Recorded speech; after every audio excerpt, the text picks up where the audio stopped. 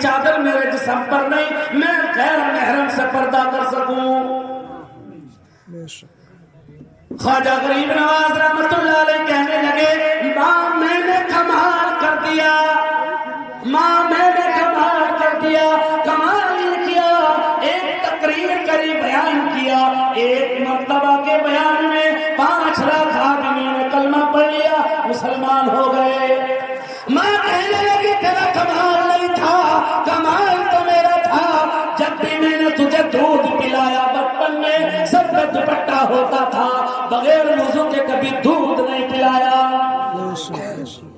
ولیوں کی بات کرتے ہو اور ولیوں کے طریقے چھوڑ دیتے ہو، اور وہاں بریانی میں ڈھونڈ جاتے ہو، جب نمبر آتا ہے عمل کرنے کا تو 0 بن جاتے ہو۔ قبرستان کے اندر پیڑ لگنے ہیں اور یہ جلسہ آپ لوگوں کے مشورے سے ہوا ہے۔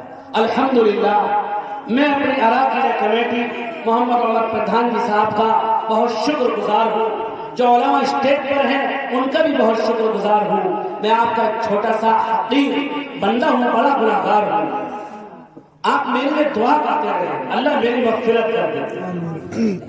اور جس طریقے سے مجھے آپ کی بستی کا، آپ کے مدرسے کا حق ادا کرنا چاہیے، مجھ سے نہیں ہو پاتا ہے، آپ میرے لیے دعا کریں، اللہ مجھے صحیح راستے پر چلنے کی توفیق عطا فرمائے۔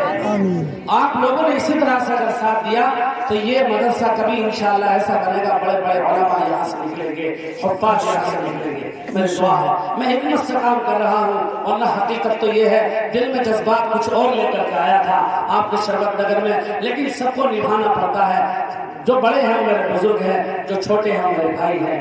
آپ لوگوں نے، نوجوانوں نے جو ہے جلسے کا انتظام کیا، میں ان کا بھی بہت شکر گزار ہوں۔ اللہ ان کو خوب ترقی عطا فرمائے، اور جو لوگ جلسے میں بیٹھے ہیں اللہ ان کو خوب ترقی عطا فرمائے۔ ایک چھوٹا سا سوال مجھے کرنا ہے۔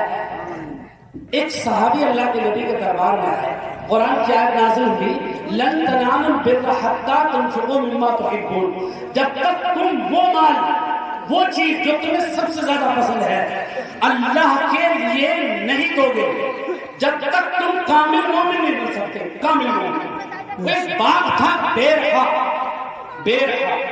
اور اس کا پانی بھی بڑا لذیذ تھا، اللہ کے نبی جاتے اس باغ کے پھل بھی کھا کے آتے، جزاک اللہ شکریہ، اس باغ کے پھل بھی کھا کے آتے اور اس کا پانی بھی پی کے آتے، بڑا لذیذ تھا۔ لیکن حضرت ابو ذر غفاری رضی اللہ عنہ نے وہ باغ اللہ کے نبی کو لا کر دے دیا کہ یہ مجھے سب سے زیادہ محبوب ہے۔ اب بتاؤ کس کا فلاٹ ایسا ہے، کس کا فلاٹ ایسا ہے تو سب سے زیادہ محبوب ہے، تو ان صحابی کی سنت ادا کرے۔ اب بتاؤ کس کے پاس 1 لاکھ روپے کی گڈی رکھی اور روز روز گن کا جو ہے نا خوش ہو گیا، اور وہ بہت پیاری لگ رہی، وہ بھی عاشق رسول تھے، ہم بھی عاشق رسول ہیں، لیکن دلیل پیش کریں۔ میں آپ سے سوال جب کروں گا جب آپ خوشی سے کچھ دو گے، قبرستان میں اگر پیڑ لگ جائیں اور 5 سال کے بعد یہ بڑے ہو جائیں اور اس میں جو ہے ان پیڑوں کو بیچ کر ان کی آمدنی سے قبرستان کے اندر دکانیں بنا دی جائیں تو یہ مدرسے کی ایک امداد کا، تعاون کا، آمدنی کا ذریعہ بن جائے گا۔ جتنے لوگ مرحومین، آپ کے ابا، میرے ابا، آپ کے دادا، میرے دادا، آپ کے نانا، آپ کی نانی، آپ کی بیٹی، آپ کا بیٹا، آپ کا لگتا جگر، آپ کا لگتا پارا، آپ کا جگر کا ٹکڑا، آپ کا نور نظر جس کو آپ نے خوب چوما، گلے سے لگایا، اور پھر ایک دن آیا کہ آپ نے اسے منڈی کے ڈھیر میں ڈالا تو کہا منها خلقناکم وفیہا نعیدکم ومنہا نخرجکم تارۃ اخری۔ بیٹے میں تجھے دفن کر کے جا رہا ہوں، ایک دن میں بھی اسی میں سے نکلا تھا، اسی میں چلا جاؤں گا، پھر میرا رب مجھے کھڑا کرے گا اور سوال کرے گا، بتا پانی کی نعمت سے نوازا تھا، آنکھ کی نعمت سے نوازا تھا، موبائل کا گندا استعمال کیوں کیا، میرے کان کی نعمت سے نوازا تھا، تو نے کانوں میں لیک لگا کر گانے کیوں سنے، تو نے کیوں کہا ایمانداری کے ساتھ، دل کی قوت اور طاقت کے ساتھ قدرت نے بنایا ہوگا فرصت سے تجھے میرے یار۔ علماء فرماتے ہیں اگر تم دل کے یقین کے ساتھ یہ گانا گاؤ گے کافر ہو جاؤ گے، کافر ہو جاؤ گے، کافر۔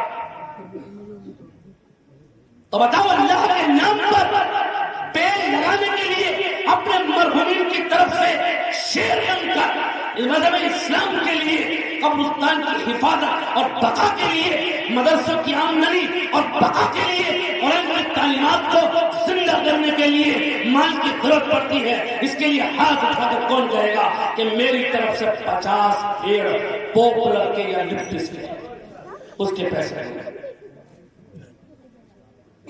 سناٹا چھا گیا. یہ دیکھو طیب بھائی، مولانا نام لکھو بھائی، خوشی سے ہے، یوں مت کہنا کہ چندہ کرنے کے لیے. ڈاکٹر ناصر صاحب اللہ قبول فرمائے، ان کو برکت عطا فرمائے. طیب بھائی اللہ قبول فرمائے.